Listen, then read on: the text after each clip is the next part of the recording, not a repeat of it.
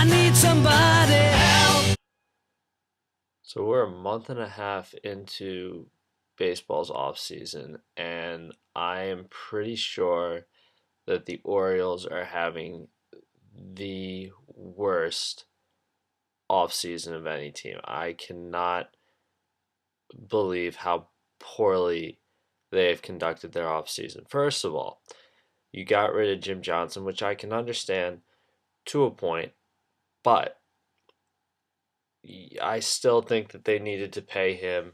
Yes, he wanted $10 million, $10.25 million, which is a lot for a closer, but that when you are the Orioles, I think that you need to spend that amount of money. And then to make it even worse, they went and they traded him to Oakland for Jemiah Weeks. Jemiah Weeks, who hit 111 last year, plays basically as much as Brian Roberts does, which is why we got rid of him. And that was essentially all we got for our all star closer, along with a backup catcher that came later. So you give up Jim Johnson for absolutely nothing. Then you try and sign Grant Balfour to improve the situation. Let's ignore the fact that Grant Balfour is 36 and his career is on the downturn. It's coming to the end. But they were going to sign him. They said he wasn't healthy. Every other team in Major League Baseball said he was healthy, except for the Orioles. And the Orioles sent him away. So now Grant Balfour is pissed and he's going to file a grievance. Meanwhile, then the Orioles go, oh, well, we can just go sign Fernando Rodney. Okay, Fernando Rodney is also 36 years old. He's probably as good as Balfour, but he's also old. So this team that wants to be young is going to go out and sign an old closer, which doesn't, to me, address the issue. Yes, he's a solid pitcher, but it's a temporary fix where while Jim Johnson's 30 years old somewhere in there, which is younger than 36, but I think Jim Johnson, you could have kept him around. But anyway, you say no to Fernando Rodney. Then there's a rumor yesterday that they're going to trade for Papelbon, which would have been awesome. Papelbon is the same age as Jim Johnson, I think. Probably a little bit younger, I'm not sure. That would have been awesome. But no, typical Baltimore Orioles. They go, oh, hey, you know what we can do? We can just take somebody who we already have and stick him in the closer's role. Let's just make Tommy Hunter the closer. I have nothing against Tommy Hunter. He's a great pitcher. But the Orioles, their issue is that they need to spend money.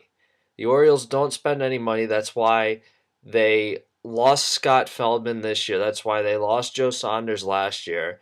That's why they've lost all of these free agents in the past because they don't shell out the cash to go out and get players. They don't shell out the extra dollar to get the elite free agents, which is why we didn't get Vladimir Guerrero in 2005, which is why we didn't get Mark Teixeira in 2000, the offseason before 2009, which which is why we didn't get AJ Burnett in 2009.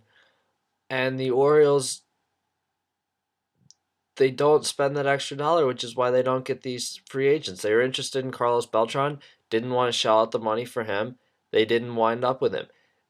I understand that the Orioles want to be conservative with their money, but you got to understand you got to spend money in order to compete. It's great that you grow talent and the Rays are good at it and all of that.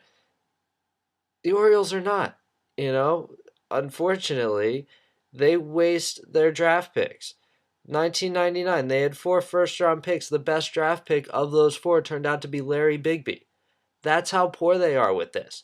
In the last couple of years, they did get Manny Machado in 2010. They did get Dylan Bundy in 2011. Dylan Bundy is supposed to be pretty good, even though he made it to the major leagues, which is a big accomplishment for an Orioles first round pick. I hate to say it. If you make it to the major leagues, you've done well as an Orioles draft pick.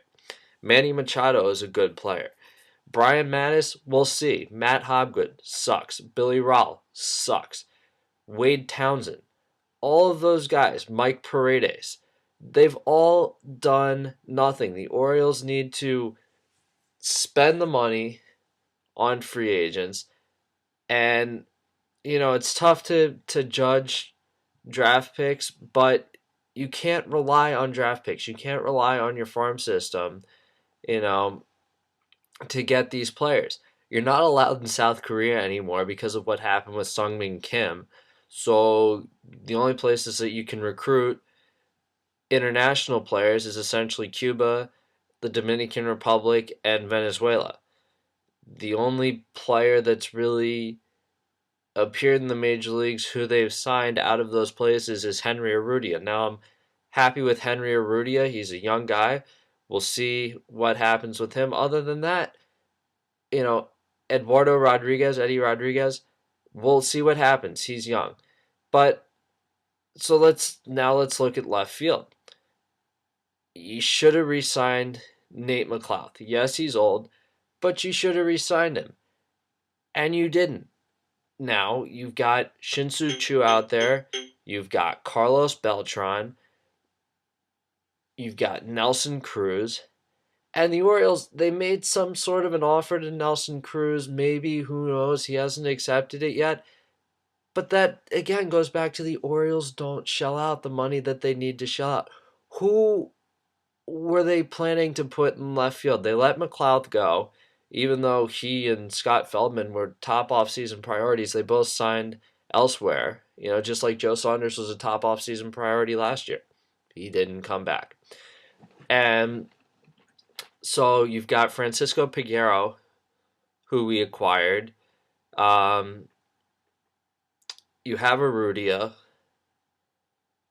But other than that, who was the other guy we just got? David Lowe from the Royals. We traded Danny Valencia, who hit above 300, which is pretty good, and you send him away for, I assume, the solution out in left field. I don't really know, but it comes down to the Orioles have to spend some money. I don't see Peter Angelos involved at all in this process, and or I see him involved in the sense that, oh, okay, no, I don't want to shell out money for that.